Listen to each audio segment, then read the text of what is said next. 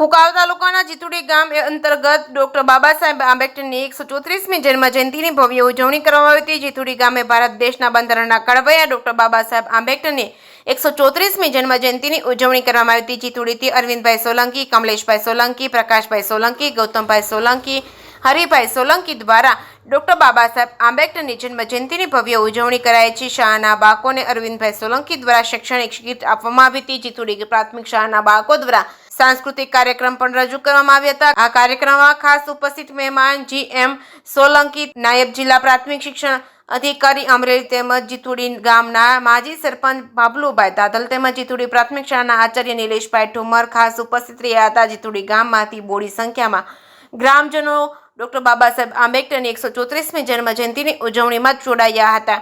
જે કેસની ગુજરાતી સાથે પ્રકાશ વગાસિયા, જીતુડી। જીતુડી ગામમાં डॉक्टर बाबा साहेब आंबेडकर की 134મી जन्मजयंती तारीख 14/4/2025 रोज उजवવામાં આવી। ગામમાંથી ખૂબ બહોળી સંખ્યામાં લોકો ઉપસ્થિત રહ્યા। કાર્યક્રમમાં અમરેલી જિલ્લા પ્રાથમિક શિક્ષણ અધિકારી શ્રી સોલંકી સાહેબ તેમજ અમારી શાળાના આચાર્ય નિલેશભાઈ પણ હાજર રહ્યા। ગામમાંથી ખૂબ લોકો હાજર રહ્યા।